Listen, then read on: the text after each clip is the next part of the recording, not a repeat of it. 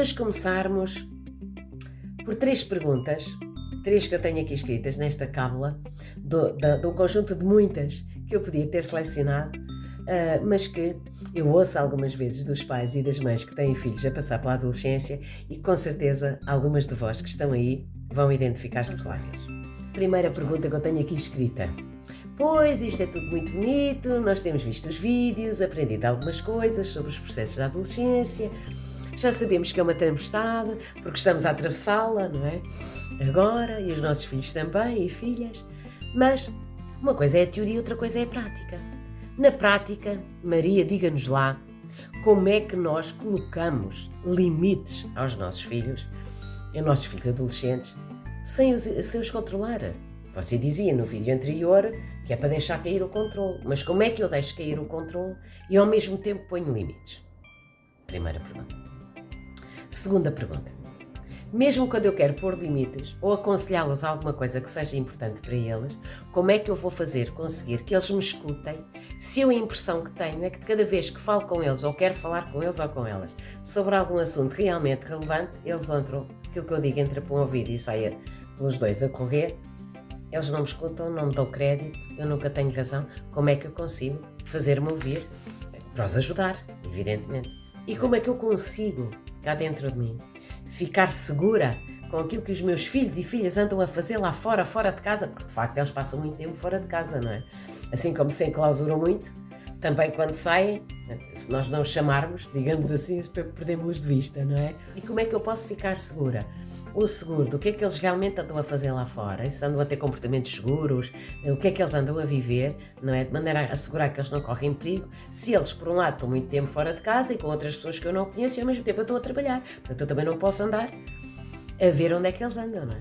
Estas são algumas perguntas e que, enfim, no seu conjunto, eu diria que se poderiam agregar num dos grandes problemas que realmente a tempestade levanta, não só aos miúdos, mas também aos pais, que é o problema dos limites e da liberdade, e dentro da liberdade que eles reivindicam, de até onde é que a podem e devem exercer em segurança ao fim e ao cabo, não é? E cumprindo também regras. Como é que no fundo se ensina a liberdade reivindicada na adolescência pelos nossos jovens, pondo limites? Isto até parece contraditório, não é? Isto aparentemente é um contrassenso. E esta é uma das temáticas que efetivamente levanta, muitas vezes, para não dizer quase todas, problemas, dificuldades, não só aos miúdos de se controlarem e reconhecerem os seus próprios limites, mas também aos pais de os ajudarem e de os ajudarem a crescer em liberdade, numa liberdade conquistada em segurança. E diria então que, não havendo, obviamente, uma resposta padrão que eu vos possa dizer, nem para estas perguntas nem para nenhuma, que isto fique também claro, não é? Que bom, a resposta é esta e portanto se ainda não estão a fazer, façam assim, porque isto vai salvar-vos a vida e fazer com que a vossa adolescência parental e dos vossos filhos também, enquanto jovens que estão a atravessar esta fase, se torna de repente um paraíso. Isto não existe, até porque, conforme eu fui explicando nos outros vídeos, se a adolescência estiver a acontecer de forma saudável, é naturalmente tempestiva e é assim que deve ser e que é esperado que seja.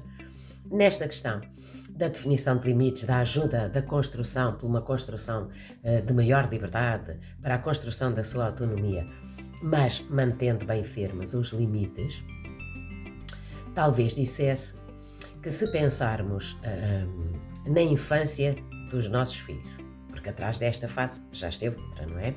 E que quando os filhos chegaram aí por volta dos 7, 8, 9 anos, todos nós verificamos que aqueles castigos, aquela forma de, às vezes, chamar para nós, ou chamá-los para a nossa atenção e para a nossa autoridade, não é? A forma que tínhamos de lhes passar regras, dizendo que não os claros, não mexe aqui, não vai para ali, não sei quê. E eles cumpriam e percebiam e integravam, não é? A partir desta idade, 7, 8, 9 anos, isto começou a deixar de dar resultado, ou o mesmo resultado que dava até então.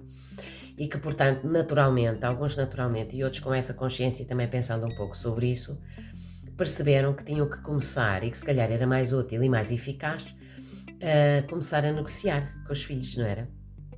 Para precisamente que eles pudessem continuar a crescer integrando regras, desenvolvendo limites e, ao mesmo tempo, também irem explorando e irem-se explorando eles próprios. Se lembrarmos disto, que se passou na infância, sobretudo na fase mais alta da infância, não era mais do que uma espécie de treino e uma preparação para esta nova fase que, entretanto, vinha a seguir, que é a fase da adolescência.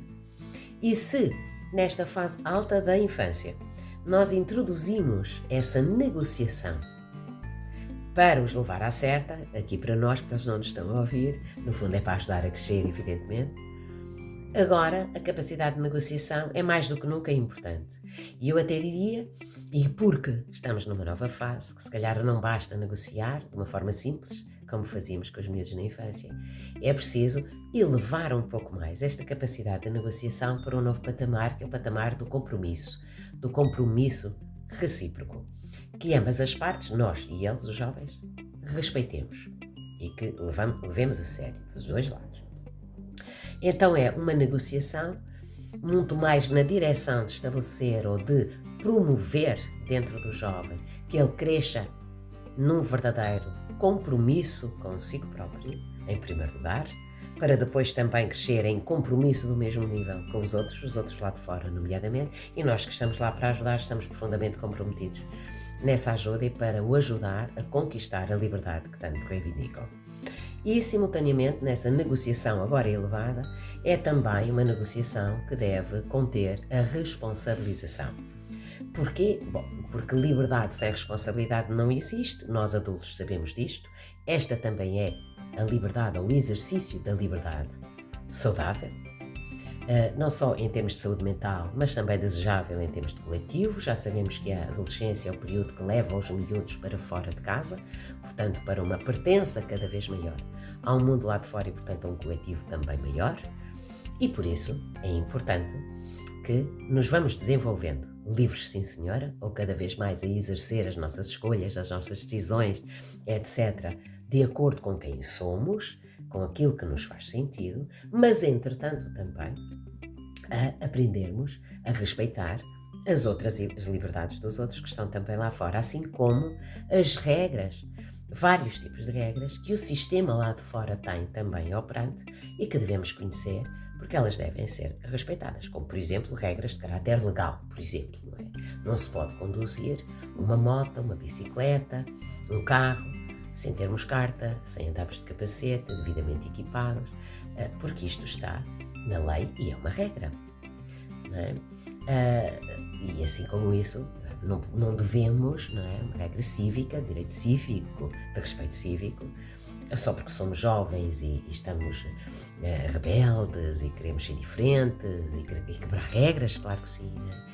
Para desbravarmos terreno, para nos testarmos, de repente cada vez que saímos à rua e se tivermos uma agrura qualquer, desatar à pancada ou ter comportamentos mais violentos, não é desejável, são regras.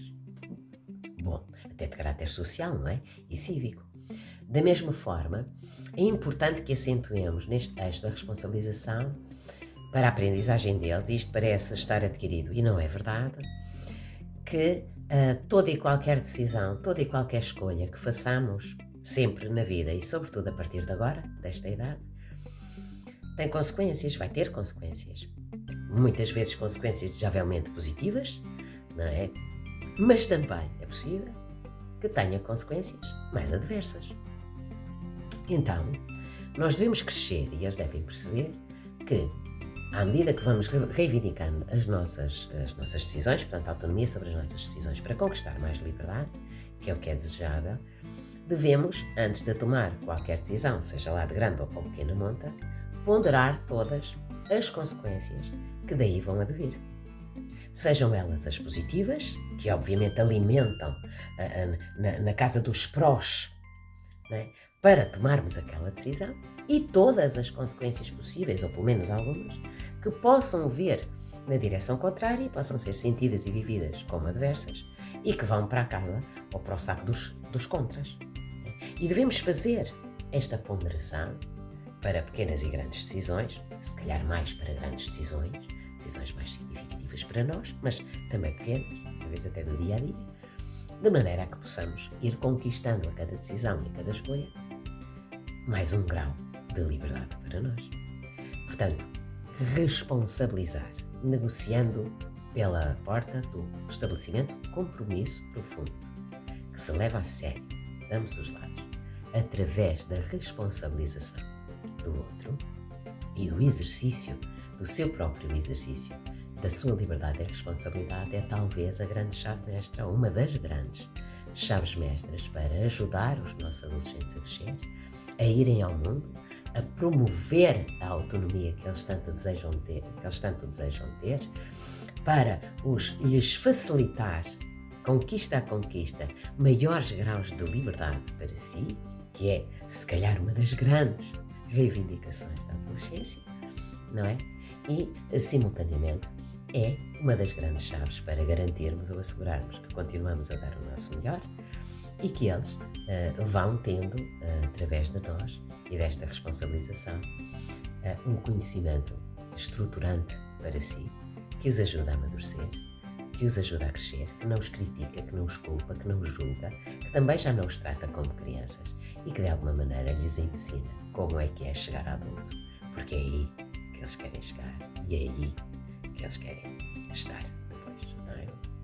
Por hoje é isto. Fiquem com esta reflexão. Tenho a certeza que, apesar das vezes vocês também como rebeldes, Maria fala muita teoria, mas depois na prática, reflitam e usem da vossa curiosidade para aplicar, para traduzir isto que eu estou a dizer no vosso dia-a-dia, às vezes em pequenas conversas com os vossos filhos. Eu tenho a certeza que vão conseguir. Digam que não sempre que for preciso dizer que não, mas antes de terem que afirmar o vosso não, afirmando também a vossa autoridade de bem-querer para com eles e sobre eles, negociem, comprometam-se com eles, escutem, deixem que eles falam e deixem que eles próprios se comprometam, através do eixo da responsabilidade das consequências, para com as decisões que querem tomar. E, entretanto, se as coisas forem assim, claro, vocês também asseguram que estão sempre lá para dar colo, quaisquer que sejam as consequências das decisões que eles tomarem. Conto com as vossas reflexões, deixem os vossos comentários, façam perguntas que eu venho aqui responder. Chamo Maria Corado, sou psicóloga clínica, mestre em psicopatologia e psicologia clínica. Este é o último vídeo de uma série que fizemos. Se não viram, vão lá atrás espreitar, sobre este tema da adolescência, que vai culminar no próximo dia 21 às 21 horas com o live com a doutora Elizabeth Fernandes. Conto convosco, espero-vos por lá. Até já.